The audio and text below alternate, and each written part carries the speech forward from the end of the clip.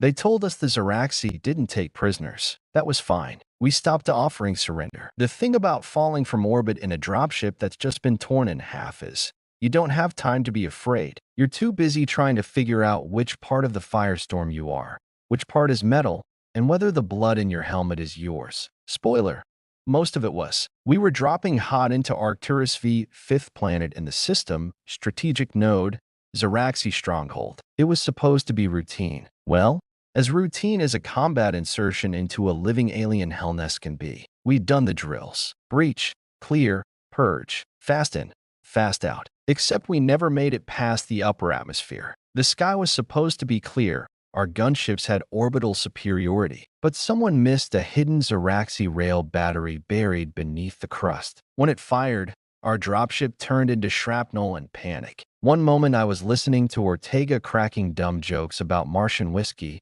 The next, boom, everything turned white. Not light, just white. Sensory overload. Like the universe blinked. Next thing I knew, I was upside down in what was left of our transport, coughing up copper and trying to find the floor. My armor's HUD flickered like a dying campfire. Something wet and warm was dripping into my collar. Turns out it was my own sweat, mixed with blood and maybe a few tears I wouldn't admit to. And Ortega? Yeah, I saw his arm tumble past my faceplate, still clutching that sidearm like he could shoot death in the face on the way out. We hadn't even made planetfall. Hell of a start to the mission. Valor 2-3.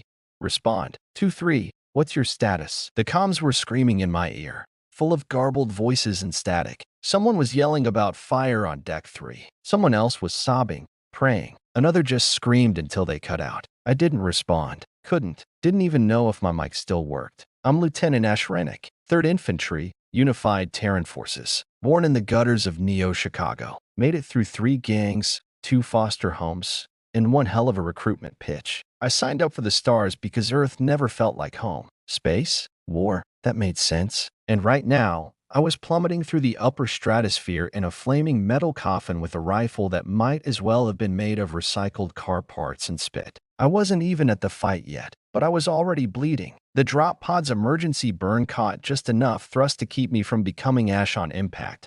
But it wasn't exactly a soft landing. Imagine slamming into a wall at terminal velocity, inside a soda can packed with explosives, and then the wall punches you back. That's about right. My body screamed in protest as I crawled out of the wreckage. Every joint ached. My left knee was definitely out of place. The landscape greeted me like a punch in the gut.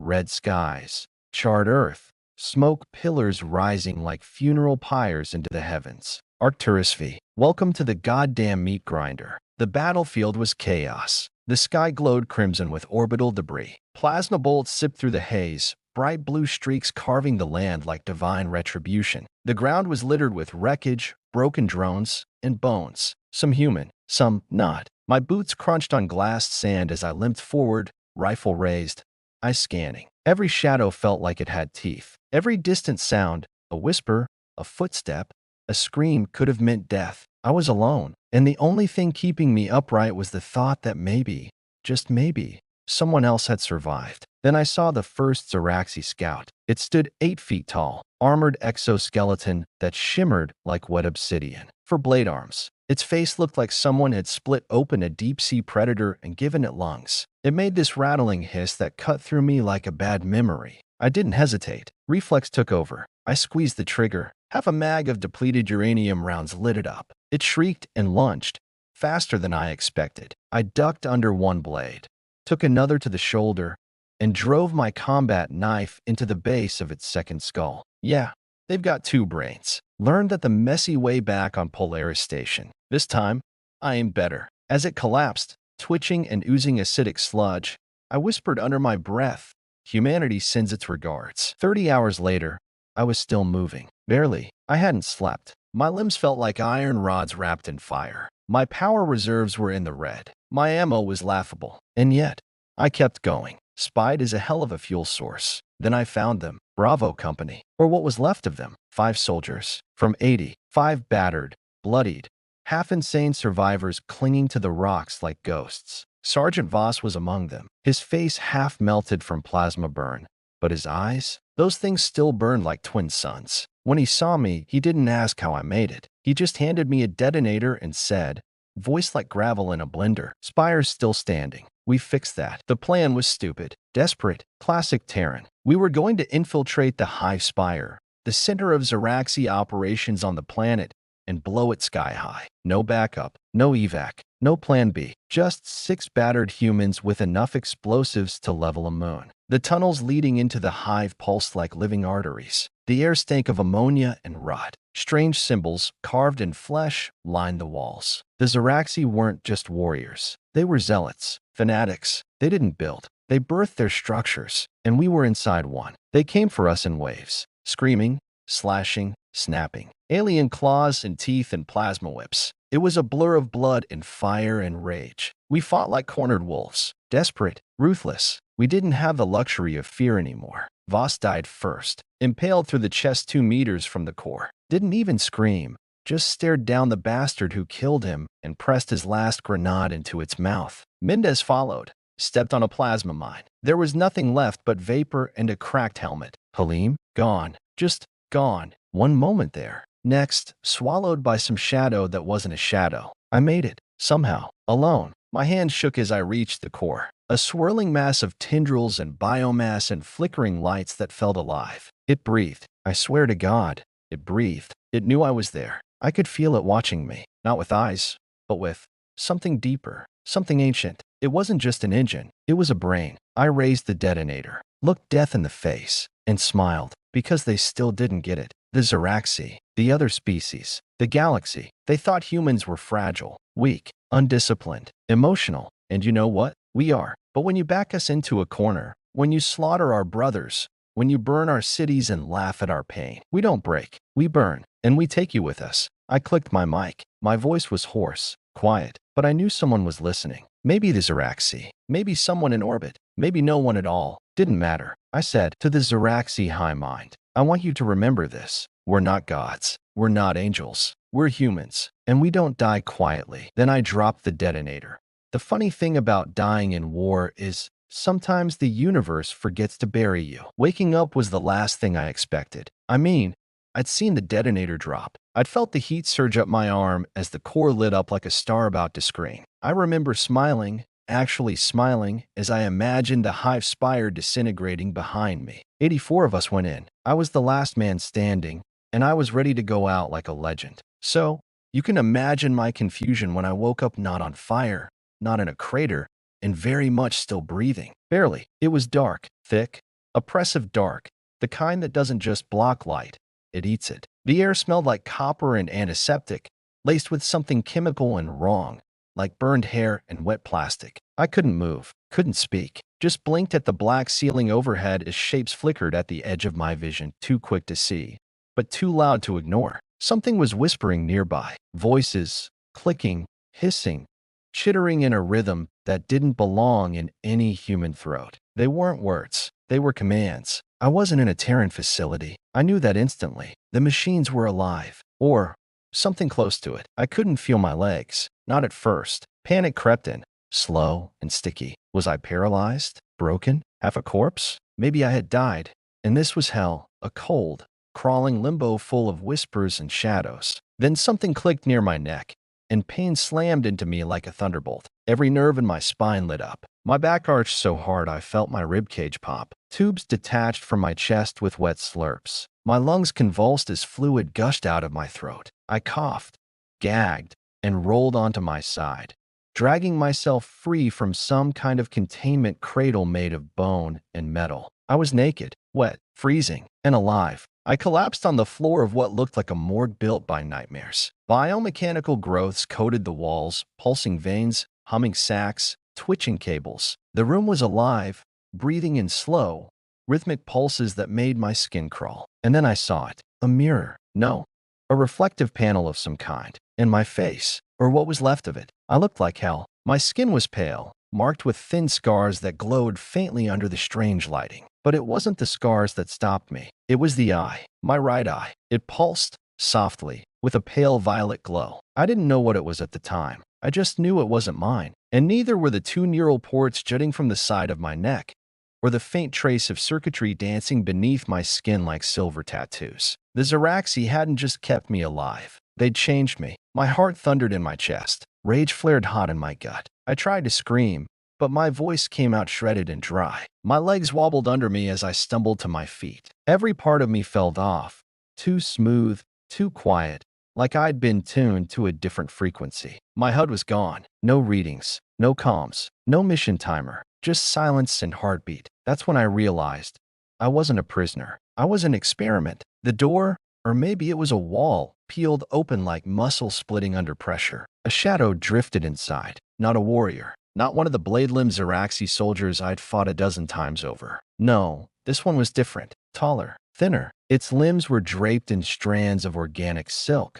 like a priest wearing its own nervous system. Its face was featureless save for a swirling glyph that pulsed with light when it spoke. Except it didn't speak with words. It spoke in me. A presence filled my mind, sharp and cold and ancient. You survived the burn, not a voice, more like a feeling being stapled into my soul. You were not like the others. I backed away. I didn't care how advanced their tech was. I wanted nothing from them. No salvation, no upgrades, no answers. I spat blood on the floor and growled, "You should have let me die." The priest tilted its head, studying me like a child might watch a broken toy try to move. "We did," it said, "but you refused." They called it the convergence.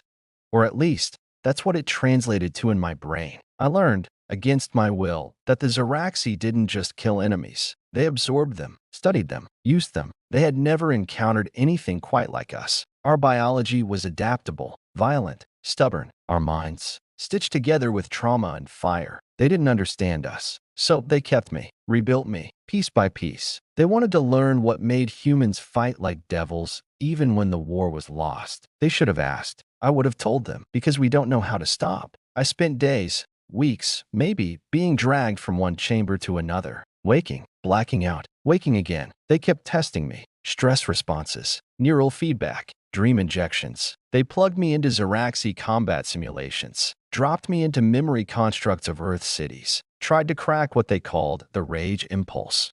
But every time they poked me with some psychological needle, I just got meaner. So they pushed harder. Until one day, they pushed too far. I woke in a different kind of room. No cables, no containment, just me and a black slab of metal in the center. The priest thing stood nearby, watching. "Today, you decide," it said. "Kill the memory or become it." I didn't understand. Then the slab shifted, and a figure appeared. Sergeant Voss. His burned face, his iron stare, the last of Bravo Company. Frozen in the moment he handed me the detonator. I felt the rage boil up instantly. "This isn't real," I hissed. "You can't use him. He lives in you. So does the failure." They thought they were breaking me. Instead, they gave me clarity. I walked to the slab, placed my hand on the image, and remembered everything. Not with shame, not with pain, but with purpose. That night, I stopped pretending to be their experiment and started being their ghost. The escape wasn't cinematic. There were no explosions, no slow MO jumps through alien windows, just quiet kills, shadows moving through shadows. Turns out,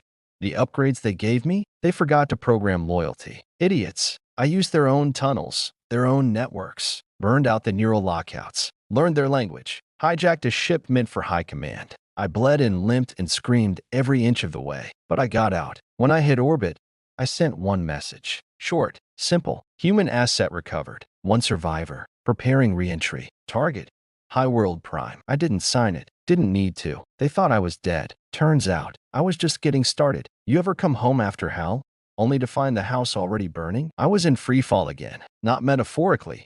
Not spiritually. No. I mean literally. My stolen Zeraxi Corvette tore through the upper atmosphere of Epsilon Hydra 4 like a lit match through gauze. The ship was screaming, systems failing, fire crawling along the hull. Gravity didn't care that I wasn't ready. Neither did the war waiting below. It had been 4 weeks since I escaped the hive world. 4 weeks of silence. No comms, no contact, just stars and recycled air and the cold company of my own breathing. I watched human broadcasts in broken fragments, intercepted military frequencies where I could, heard the words no soldier ever wants to hear. Retreat, collapse, casualties. Apparently, while I was busy clawing my way out of a Zeraxi lab, the front line had collapsed inward, like a lung punctured from too many angles. Earth's fleet was scattered, outposts abandoned, and Epsilon Hydra 4? That was now the only thing standing between the Zeraxi swarm and the Terran core. So yeah, I aimed the ship for the heart of the battlefield. Because if I was going to come back from the dead,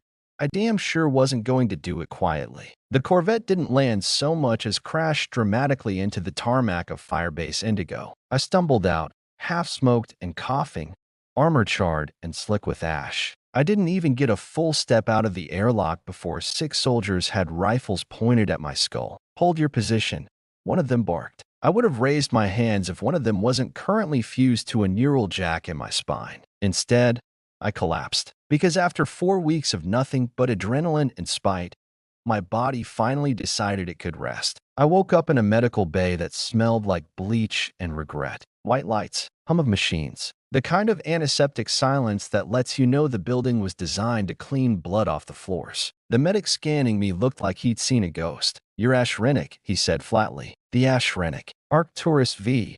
Hive detonation. You're supposed to be dead." "Yeah," I croaked. "I get that a lot." Within an hour, I was face to face with the brass. Not the top-tier admirals. No, they didn't make personal visits to field hospitals anymore. But Colonel Juno Eris was close enough. Hard eyes, silver buzz cut, a presence like rebar wrapped in nerves. She stared at me for a long time, like I was a puzzle with a missing piece. "Is it true?" she asked finally. "They captured you, modified you." "Define modified," I said, tapping the side of my head where the neural ports still throbbed. "They gave me some upgrades. I gave them a crater. Call it even." She didn't laugh, didn't even smirk. "Your presence on this base is a risk. Biotech integration this deep. If they're still connected to you." "They're not," I cut in. "Believe me, if they were, this entire base would already be a pile of bones and fire." Silence stretched between us. Then she slid a tablet across the table. It displayed the orbital map of Epsilon Hydra 4. And it was bad. Picture this. A planet-sized chessboard, only every piece is on fire, the board's melting, and someone just dropped a nuke on the table. The Zeraxi weren't just attacking anymore. They were cleansing, leveling cities, scorching ground, pushing civilians ahead of their advance to bait our firepower into hesitating. Humanity was out of time. Recon says they're forming a central hive structure 20 kilometers south of the capital, Juno said, tapping the map. Same pattern as Arcturus. Same energy readings. If that spire finishes forming, she didn't need to finish the sentence. We'd lose another planet, another line, and this one was too close to Earth. She looked at me, then. The kind of look people give you when they're deciding if you're a weapon or a liability. "We don't have time to vet you, but if you're really back, really on our side, I need you in the field." I stared down at my hands. They still looked human. Mostly. I clenched them into fists. "Give me a squad," I said, "and a target." 3 hours later, I was suiting up in the hangar, staring at a group of soldiers who looked at me like I was part ghost, part cautionary tale. Most were kids, 18, 19, wide eyes and twitchy fingers, except one, Sergeant Rika Vaughn, eyes like storm glass, worn armor, didn't flinch when she saw the neural ports in my spine. "Is it true?" she asked while tightening her gauntlets. "You detonated a hive from the inside?" "Yeah," I said. "Didn't take." She smirked. "Guess you'll have to do it again then." The drop was fast. Low orbit to hot zone in under 6 minutes. The transport shuddered with turbulence. Rika and I sat across from each other, locking gear into place. Her squad checked weapons, double-checked seals, said silent prayers to whatever gods still took messages in a war zone. I just sat there, feeling the tremor of the planet below, and the itch in my spine. They were close. I could feel it. We hit dirt running. The outskirts of the hive spire were a mess of twisted stone, half-built towers, and writhing tendrils pumping biomass into the ground. Zeraxi scouts swarmed like ants, moving in formations that defied logic. Beautiful, terrible choreography. We fought tooth and nail through the first perimeter. Guns roared. Plasma hissed. My upgraded reflexes kicked in, guiding my movements like second nature. I moved faster, hit harder, knew where they were going before they moved. Rika noticed. "You're not guessing," she muttered between bursts of gunfire. "Nope," I grunted, reloading. "You're hearing them, aren't you?" I didn't answer. Didn't need to. We reached the spire's base as the sun dipped behind a curtain of smoke. The hive core pulsed like a heartbeat, and I could feel it calling to me, not in words, in instinct. I stepped forward. "Alone." "Rennick," Rika said through the comms. "You don't have to do this." I paused. "Yes, I do." Because they needed someone who understood the hive now. And I wasn't just carrying Terran blood anymore. I was carrying their secrets. The spire opened for me, and I walked inside. Memory is a funny thing. It doesn't fade. It waits. And when the walls close in, it talks back. The hive didn't open so much as breathe. Its surface,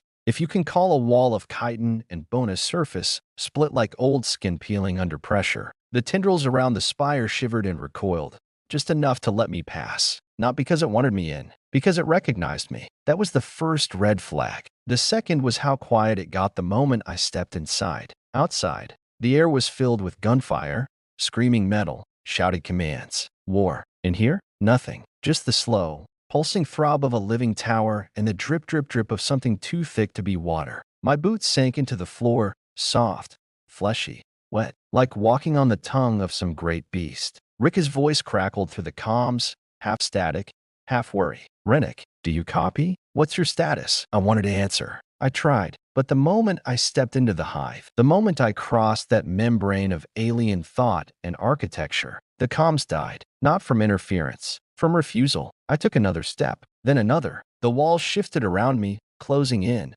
then pulling back. They weren't walls in the way we understand them. They flexed, moved, adapted. The hive wasn't just alive, it was aware, not as one mind. That'd be too easy. This was a million voices, all whispering at once, and some of them were mine. The first hallucination hit me like a backhand from the past. I blinked, and suddenly I wasn't in the hive anymore.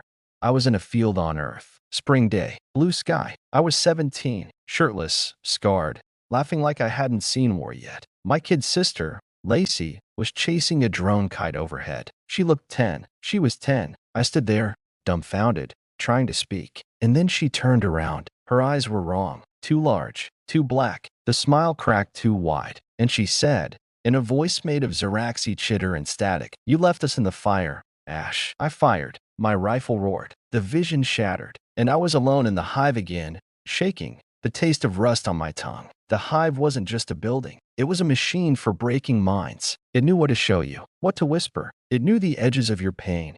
And it pressed down, gently, almost lovingly, until your soul flinched. But I'd already been broken once. And once is enough. I kept moving deeper. My internal timer was gone. No idea how long I've been walking. Could have been 20 minutes. Could have been 2 hours. The corridors twisted like intestines, and every few steps the layout changed behind me. The hive didn't like guests, especially not ones carrying stolen memories. And believe me, I had plenty of those. I rounded a corner and nearly stepped into a Zeraxi warrior, 7 feet tall, carapace gleaming like wet obsidian. Its limbs bristled with twitching blades, and its mouth dripped acid like drool. Its chest pulsed, but it didn't attack. It just stared. And behind those alien, segmented eyes, I saw something new. Recognition. Not hate, not rage. Recognition. Like I was one of them. I raised my rifle anyway. Back the hell off, I muttered. The thing tilted its head. Then it lowered its arms and stepped aside. Let me pass.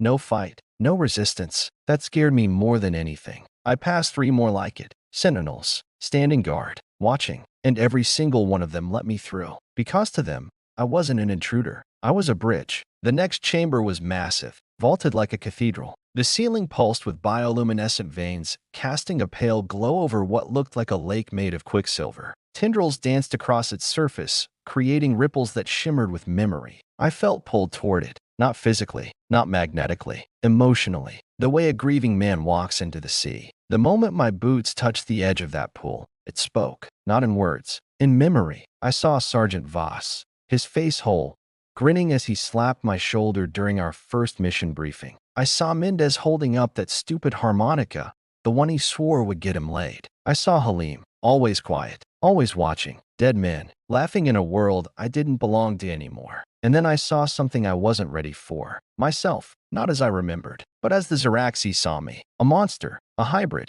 a thing that survived the impossible and walked out with secrets etched into its DNA. I fell to my knees, and the hive spoke again. "You are not the last of them. You are the first of us." I screamed, not out loud, inside, deep. The kind of scream you only feel when you realize the war didn't just scar you, it rewrote you. I staggered back from the pool. The reflections vanished. I clenched my fists, pressed them to my temples, and whispered, "I'm still me. I'm still Ash Rennick. You don't get to take that." But the hive didn't argue. It didn't need to. It knew the question had already taken root. I didn't remember walking to the core chamber, but suddenly I was there. It looked different from Arcturus, more developed, taller, more intricate, and in the center of the room, a throne. made of bone, pulsing with life, and on it, the priest, the same one who had first spoken to me back in that lab, still tall, still wrapped in silk and horror. But this time, it bowed. You have returned. You seek your place. I raised my rifle. I seek your end. It tilted its head. You lie to yourself. I pulled the trigger. The bolt hit its center mass and passed through smoke.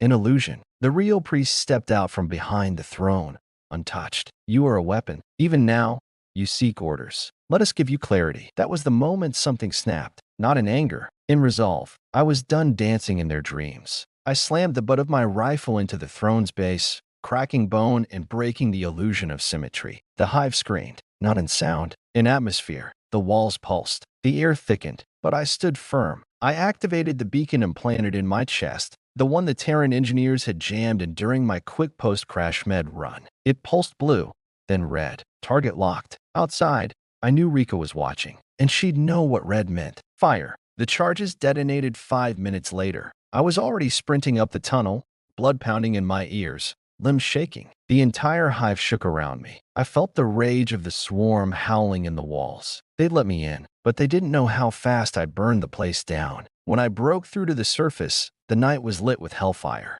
Gunships in the sky, Terran mechs holding the line. The spire behind me cracked in two. Rika grabbed my arm as I stumbled past the perimeter. You alive? She shouted. Barely, I said, panting. She looked at the burning hive. You do that? Yeah. I paused, but I don't think it's over, because the hive was gone. But the voice? Still whispering. Somewhere inside me. Not control, not possession. Just presence. A reminder of what I'd become. They called me a hero, gave me medals, cheers, a week off. But no one really knew what came out of that hive. Not even me. Victory smells like melted plastic and blood. We torched the spire, flattened it. The sky lit up like Judgment Day, and every human in range let out the kind of cheer that only comes when you think, for just a second, you might live through all this. And yeah, I'll admit it.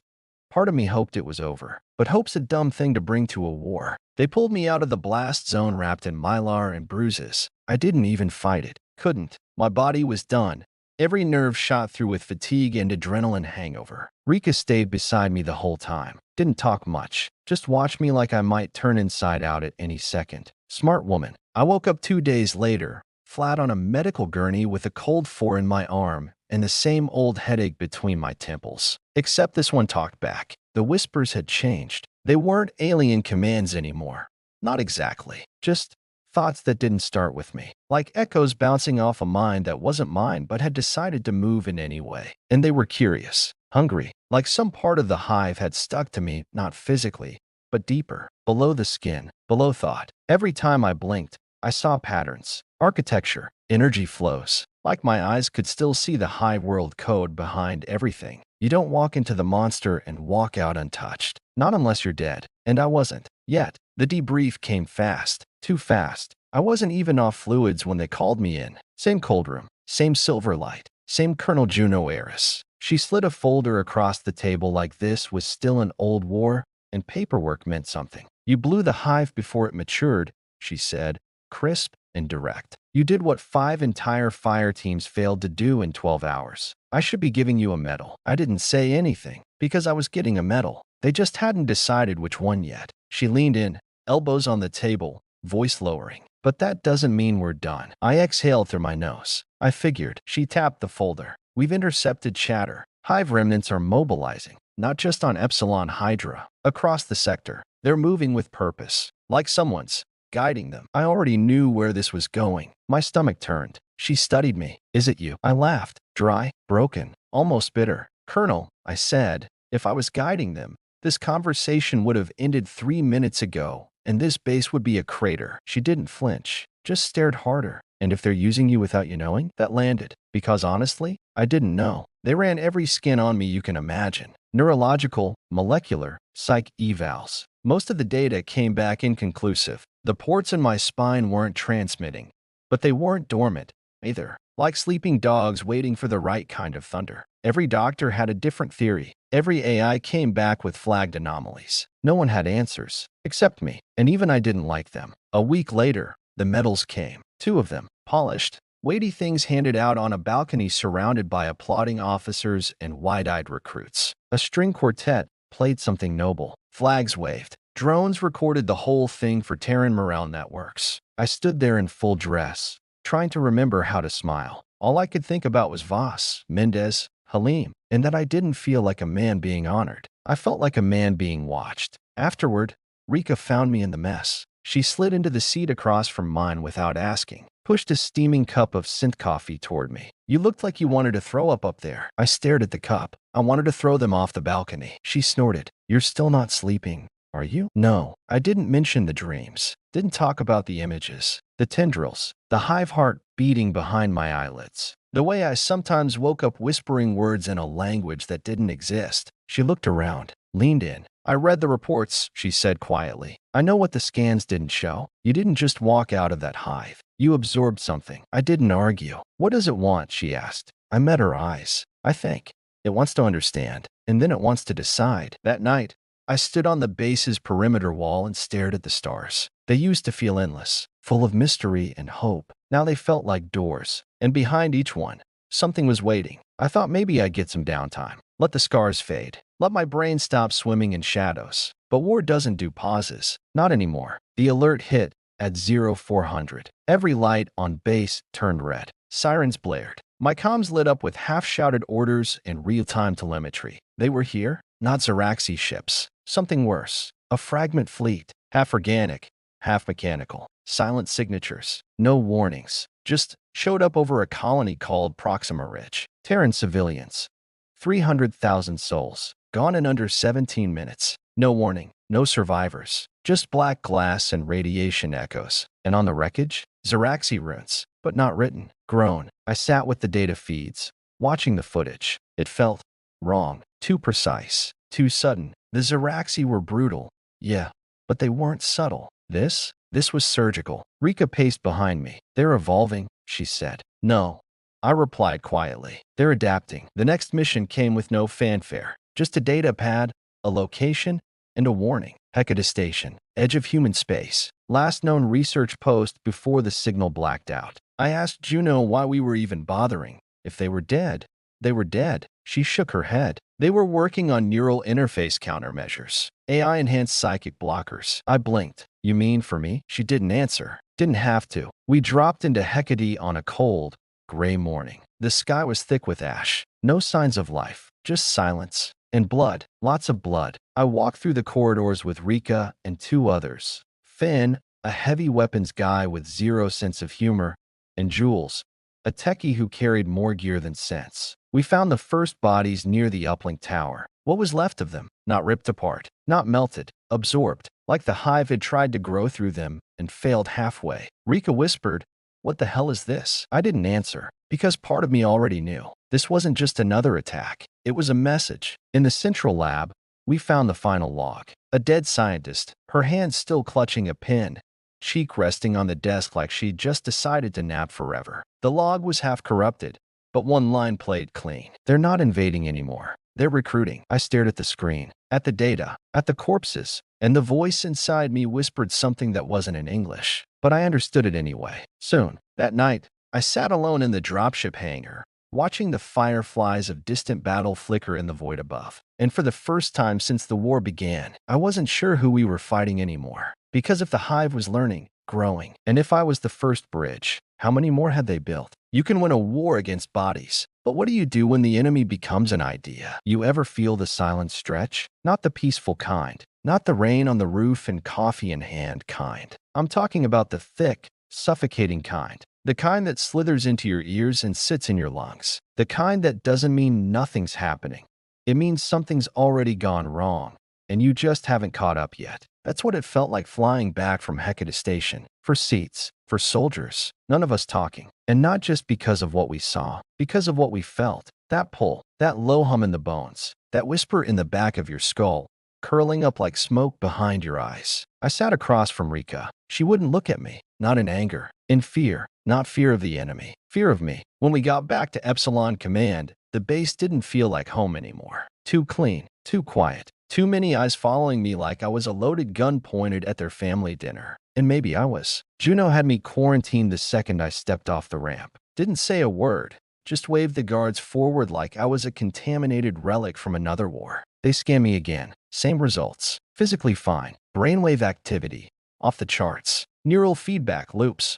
Unfamiliar. The Zeraxi hadn't changed me into a monster. They turned me into a receiver. The medtechs gave it a name. Echo resonance syndrome. Sounds fancy. Clinical. Like you could slap it on a form and file it away. What it really meant was I was still connected, not controlled, not overridden, just tuned in. Like the hive was a radio station, and I'd become the antenna. They pulled me into a dark ops meeting 2 days later. Big circular table, low lighting. All the major players in this corner of the war theater. Fleet strategists, intelligence officers, cyberpsych experts, even a damn xenolinguist who looked like she hadn't slept since the invasion started. And me, their cautionary tale with a heartbeat. Juno stood at the head of the room. She didn't waste time. We believe the Zeraxi have activated a protocol we're calling the Echo. It's not about ships or soldiers anymore. It's about replication, mimicry, conversion. She tapped a hologram. It blinked to life, a series of red dots spreading across known space. These aren't hive spires. They're not even physical structures. They're neural fields, broadcast zones, each one acting like a soft net,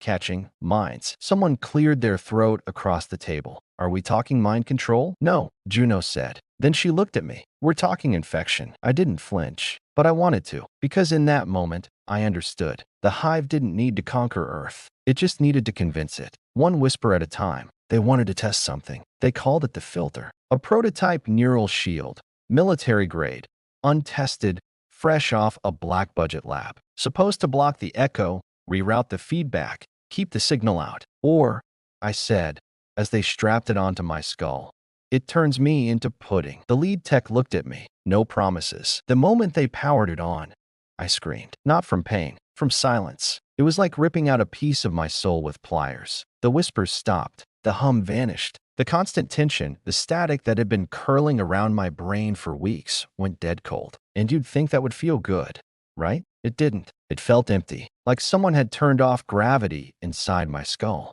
They kept me under observation for 12 hours. No echo activity, no alien thoughts, just me, alone in my head again. It should have been a relief. But here's the thing. Once you've heard the song, silence is worse. That night, I pulled the filter off. Didn't tell anyone. Just unhooked it, piece by piece, until the whispers bled back in. They didn't scream. They welcomed me. Soft, warm, familiar, like an old wound reopening just to remind you it was real. The next day, I requested a mission, something off-grid, deep strike. Didn't want medals, didn't want cameras. I just needed to move, because standing still felt like waiting to rot. They sent me to Atlas Drift, a mining colony, remote, icy, populated by hardy souls and heavy machines. No military value, which made it the perfect target for infiltration. The last signal from the colony, it said, all's quiet, sky's too bright. 2 hours later, silence. I dropped in with a 4-man recon team. Finn was back. So was Jules. Rika stayed behind this time, probably her choice, probably smart. New guy was called Lorne. Tall, quiet, heavy on muscle, light on talk. First hour on the ground, everything looked normal. Cold, deserted, buildings intact, power humming, no bodies, no blood, just empty. Second hour, things got strange. Doors open that shouldn't be, screens looping messages that didn't exist, personal logs wiped clean, except for one word scribbled over and over. Here, we found them in the mines. Dozens of colonists, standing, silent, eyes open, staring at the walls. They didn't blink, didn't flinch when we approached, like they were watching something none of us could see, like they were listening. Jules whispered, "Are they alive?" One of them turned, looked straight at me, and smiled. A perfect human smile. But the eyes? They weren't looking at me. They were through me, like I was the one made of glass. Finn raised his weapon. I didn't. I stepped forward, and that was when all of them, every single colonist, spoke at once, their voices overlapping,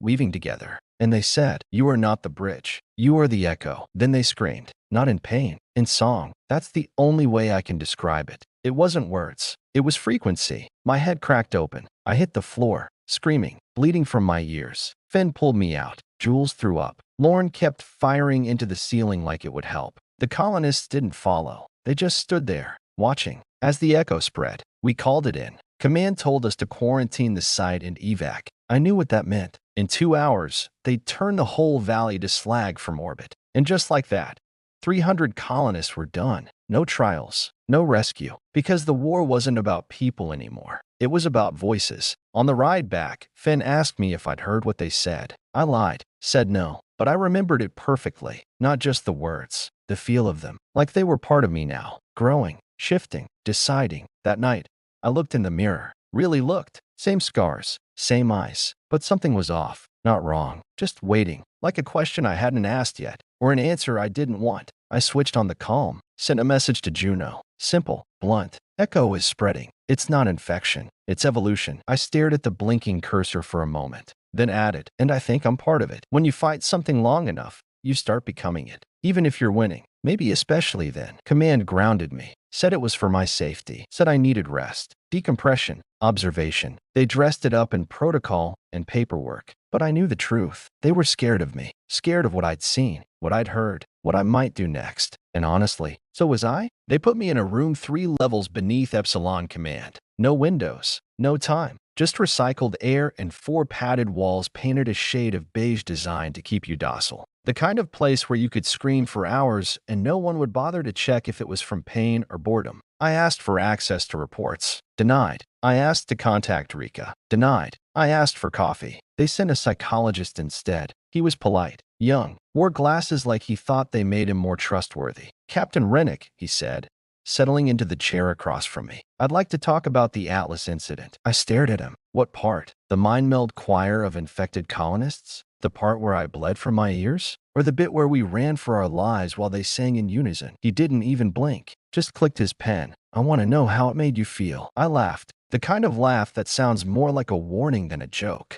What I wanted to say was, it made me feel lost, like I was drifting further and further from the human I used to be. Like every time I closed my eyes, I could feel the echo pulling at me, not like a chain, but like a tide, gentle, inevitable, like part of me wanted to go. But I didn't say that, because I knew what they'd do if I did. Instead, I said, fine. A memory echo. The walls pulsed slower, fainter, like a heartbeat losing rhythm, and standing in front of me, Rika, but not the one I knew. This version glowed, faint blue light beneath her skin, eyes hollow, expression calm. She reached for me and said, we need you. We're incomplete without you. Then she was gone, and I was back. I sat up in my bunk, breath ragged. They hadn't noticed the episode. Cameras were off, probably maintenance, or whatever excuse they used to justify glitches in high-security lockdown. But I knew better. The hive had found me again, and this time, it wasn't subtle. The next morning, the door opened. Not for breakfast, not for therapy. Juno walked in full combat uniform, sidearm visible, eyes hard. She didn't sit, just said, suit up. They needed me again. Of course they did. We flew to Theta 5, a relay station built into the skeleton of a derelict dreadnought orbiting a dead moon. It wasn't supposed to be active. It wasn't supposed to be occupied. But the signal logs didn't lie. Something had reactivated the comms array, and whatever it was broadcasting. Not in hertz, not in waves, in thought. The team was small, 4 of us again. No names this time, just faces. Faces that didn't trust me, didn't have to. I wasn't there to be liked. I was there because I could hear the broadcast before we even docked. It started as a headache, then a pressure. By the time we cut through the airlock, it felt like someone had stuffed my brain full of bees and turned on a microwave. The others winced, grunted, cursed. I just listened, because buried in the noise was a name. My name. The relay station was dead, lights dim, gravity flickering. The walls were lined with moss-like growth, bioluminescent, alien. It pulsed to a rhythm just shy of your heartbeat, just enough to make your skin crawl. We moved slow, sweeping room to room. No bodies, no blood, just shadows and sound. We reached the core chamber. That's where we found it. A throne, just like before. Only this time, it wasn't empty. The thing in the chair was human, mostly. She wore a Terran jumpsuit, mining division, face smooth, untouched by time, skin pale, glowing slightly blue. She opened her eyes the moment I stepped in, smiled like she knew me. I've been waiting for you, she said. Her voice was not hers. It was theirs, and mine, all at once. The others raised their weapons. I didn't, because I could feel her pulling at me like a magnet on wet iron. We are many, she said, and now we are ready. I stepped closer. The squad shouted. I didn't hear them. The woman stood, barefoot, calm. Do you feel it yet? She asked. The shape of the new mind? The end of loneliness? I clenched my fists. I'm not yours, I said. Her smile didn't waver. Not yet. The squad opened fire. The woman exploded in light. Not blood, not gore. Light. The whole chamber ignited in pulses. The station screamed. We ran. Back on the ship, we watched from orbit as the station tore itself apart. No explosion, just disintegration. Like it decided it didn't want to exist anymore. Juno met us on return. Didn't ask questions. Didn't offer comfort. Just handed me a datapad. New intel. More relay sites lighting up. More voices waking up. She looked me dead in the eye and said, "This is a mind war now, and you're the only one with a map." Later that night, I sat alone in the hangar, staring at the stars. My hands were shaking, not from fear, from recognition, because I wasn't just hearing the echo anymore. I was understanding it. It didn't want to destroy humanity. It wanted to upgrade it, merge us, smooth our edges, erase the messy parts. No war, no pain, just unity. And to some people, that would sound like salvation. To me, it sounded like erasure. I recorded a message that night, didn't send it, just needed to say it out loud. If you're hearing this, it means I lost, means the echo got me, means I'm not Ash anymore. So if you ever find me standing in front of one of those thrones, don't hesitate. I paused and added, burn me. Because if this war was shifting into a war of minds, I was already on the front line, and the enemy was inside the wire. There's a line you don't come back from. You don't know you've crossed it until your old life feels like someone else's dream. The mission was called Threshold Black. No fancy briefing, no drawn-out planning, just a hard datapad and a flight code delivered by Juno herself. No destination listed, just a phrase at the bottom of the screen. Go where the signal was born. I didn't ask questions, because part of me already knew. The shuttle that took me wasn't military. It wasn't anything, really. Just a repurposed explorer vessel with no insignia. No crew but a pilot who never spoke, and tech I didn't recognize. Every surface was smooth, seamless. The walls hummed, not in a mechanical way, in a familiar way, like the echo under my skin was answering it. I strapped in and watched the stars slide past. One by one, they disappeared behind us. We were heading somewhere off the charts, past the outer colonies, past any known comms range, to a place the Terran archives called the Blank Sector, a dark pocket of space where signals didn't bounce back, where drones went silent, where maps ended. 2 days in, the dreams started again, but they weren't really dreams. They were invitations. The first night, I saw myself standing on a ridge made of bone, stretching out over a planet that pulsed like a heart. Beneath me, cities built in fractals, organic spires, chitin bridges, glowing with thoughts that didn't need words. And behind me, a version of me, same face, same eyes, but calm, still, not me, not anymore. He whispered, "You brought the war here. Now bring the end." I woke up with blood on my nose, the ship lights flickering, and the whisper already waiting for me. Almost home. Day 4.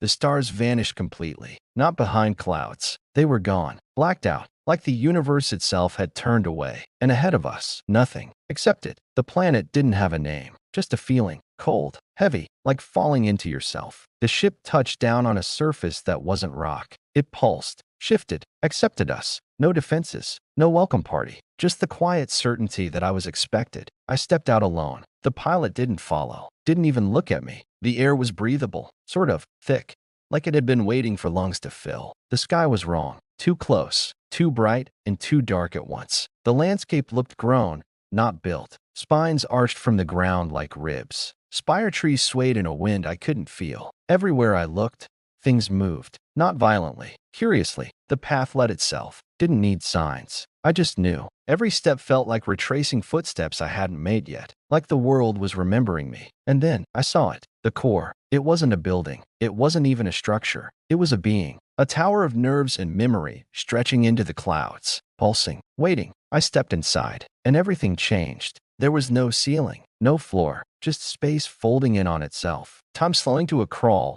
then racing ahead. Memories that weren't mine flickering across the walls like fireflies trapped in amber. A Terran city burning. A Zeraxi warrior falling in silence. A child, human but not, opening her eyes for the first time and whispering in a voice made of stars, "We remember." And then I saw him again. Me, but different. He stood where the core throbbed brightest. Dressed in black, skin like glass, eyes that held galaxies. He smiled like someone who'd finally stopped fighting gravity. "You made it," he said. I stepped closer. "You're not real." He tilted his head. "I'm what you become when you stop running." He raised a hand. Images bloomed between us. Me, screaming in the hive. Me, firing into the throne. Me, breaking. And then, me, calm, connected, part of something bigger. You think you're saving humanity, he said. But what if you're just preserving their pain, their endless wars, their loneliness? I clenched my fists. Better that than wiping it all out. He stepped forward. We're not wiping anything. We're evolving it. I shook my head.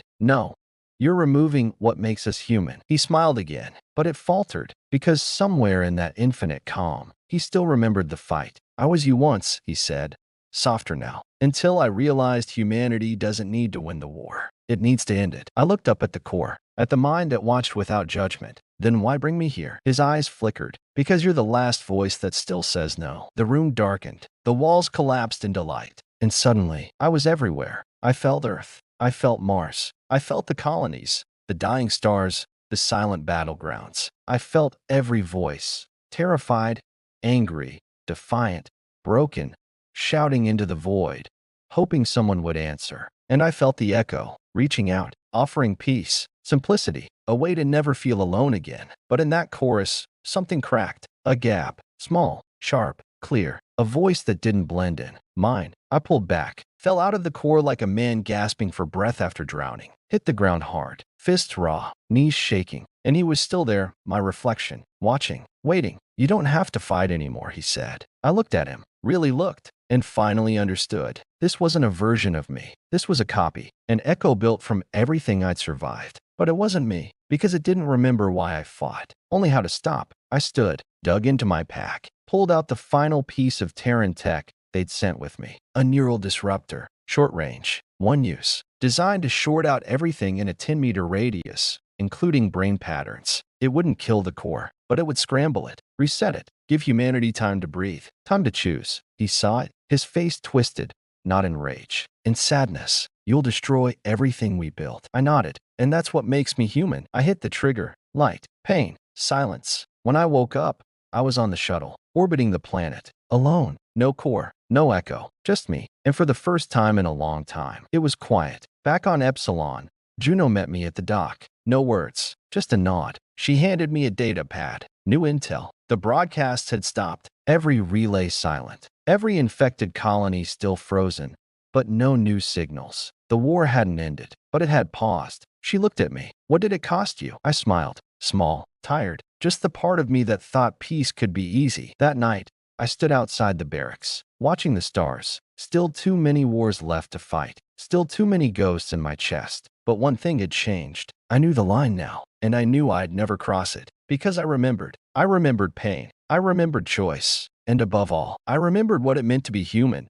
You don't really hear silence until you've lived with noise for too long. And when it finally comes, it doesn't feel like peace. It feels like waiting. The war was on hold. No echo transmissions. No hive constructs. No screaming chorus of half-dead colonists whispering in languages older than Earth itself. Just silence. Clean. Cold. Hollow. Like the eye of a hurricane. They flew me back to Earth under classified clearance, tucked inside a diplomatic shuttle that didn't even show up on military traffic logs. They didn't announce my return. No speeches, no medals, no flashbulbs in the capital. Just a man with too many scars and not enough sleep stepping onto a landing pad in the middle of a rainy midnight. It felt fitting. Rain always did. Juno met me on the tarmac. No words, just a quiet nod and a drive through streets that hadn't changed, even though everything else had. Earth still looked like Earth. Bright lights, tall towers, people pretending everything was fine as long as their feeds stayed full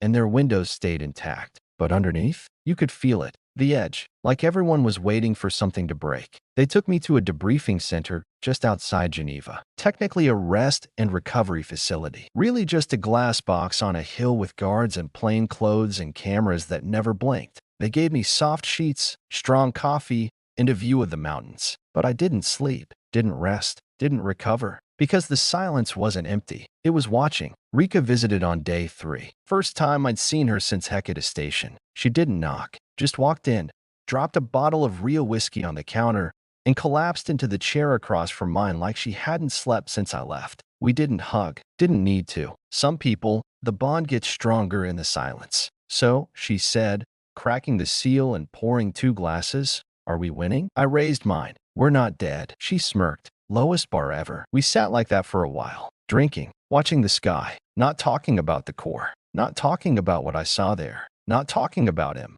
The version of me that almost wasn't me anymore. Because some things don't need explaining. You just carry them. Later, she handed me a file. Slim, sealed. Black Echo reports, she said. Post-threshold. I didn't want to open it, but I did. Of course I did. Inside, silence. Not literal, but close. No signals. No hive. No psychic broadcasts. No activity, but also no death. The infected didn't die. They just froze. Like the music had stopped mid-note. Like something told them, wait, and they obeyed. I leaned back, file in hand, heart in my throat. It's not over. Rika didn't disagree. They're sleeping, she said. Like winter came early. I nodded, which means spring's coming next. They gave me the option to retire. Juno called it honorable withdrawal. Said I'd done enough. More than enough. Said I could live now. Breathe. Heal. Be normal again. I looked her in the eye and told her the truth. There's no normal left in me. So they gave me something else instead. A key to a room buried 7 stories beneath the North Atlantic. A place they never admitted existed. Project name,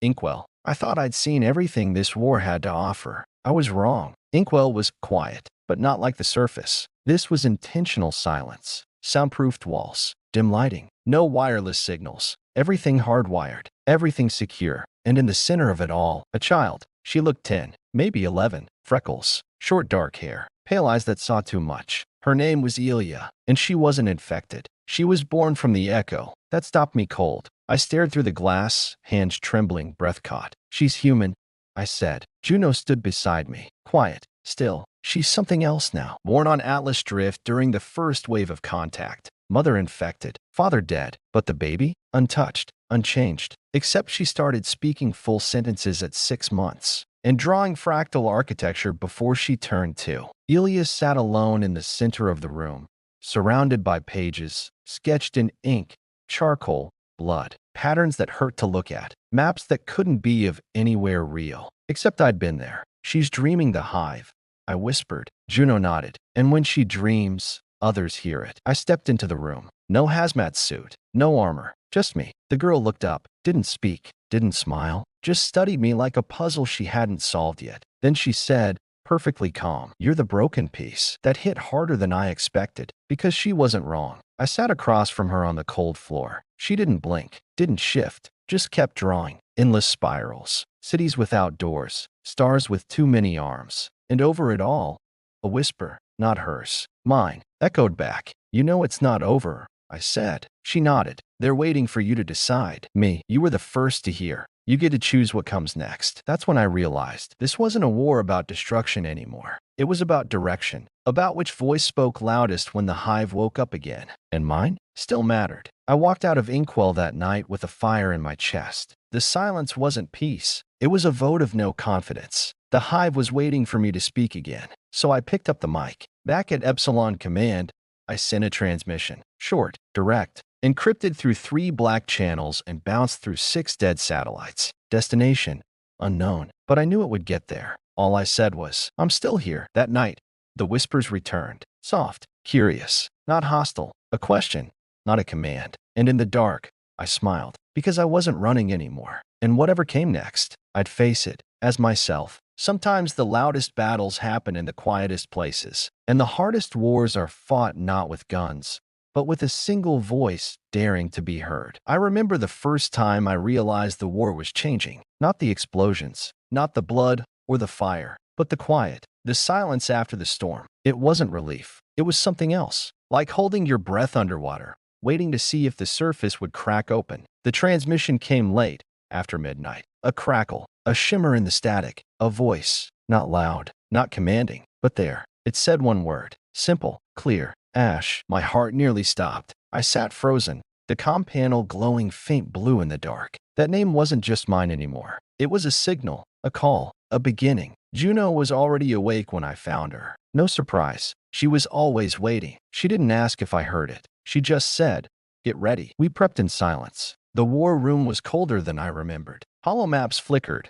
Satellites blinked like distant stars. But the crew was quieter. Not defeated, not hopeful, just waiting. I stared at the main console, finger hovering over the send button. This wasn't a call for backup. It wasn't a demand for surrender. It was a choice to speak when everyone else wanted to yell. I keyed the calm. My voice came out rough. raw, human. "This is Ash." The response was immediate, static. Then another voice, clearer, older, but familiar. "Welcome back, Ash. We've been waiting." It wasn't Zeraxi. Not quite. It was something else. Something in between. The line went quiet, then flickered, then a flood. Voices overlapping. Memories, histories, laughter and cries. Songs from worlds long gone. And in that moment, I understood. The echo wasn't an enemy to be destroyed. It was a story, a symphony, a conversation. "We are the echo," the voice said. "We are the future, the past, the bridge, and the choice." I felt the weight of every life, every sacrifice, every broken promise. And I felt the spark, the stubborn flame that had kept me fighting when everything else seemed lost. "I'm here," I said. "I'm listening." What happened next wasn't war. It was dialogue. Negotiations made not with guns or fleets, but with voices and trust. They told me about their origin, how they weren't invaders but refugees, exiles from a dying star, seekers of connection, how the hive was their way of surviving loneliness, how the echo was a language, a way to share thoughts, memories, pain. I told them about humanity, our scars, our endless wars, our hope and fear tangled like roots in the soil. We talked for hours, days. Time lost meaning. I learned they didn't want to erase us. They wanted to join us, not as conquerors, but as partners. That scared me, because the line between unity and erasure is thinner than a whisper. But it also gave me hope. Hope that maybe this war could end not with fire, but with understanding. When the final message ended, I sat alone in the dark. The silence this time was different. Not empty, full. Juno broke it with a soft voice. "What now?" I looked at her, tired, broken, but unbowed. "We build a new signal, a new voice. Because if the last frequency was the end of the war, then the next one was the start of something better." I stood, walked to the window, looked out at a world still scarred, but still breathing, still fighting, still alive. And I whispered, "Let's talk."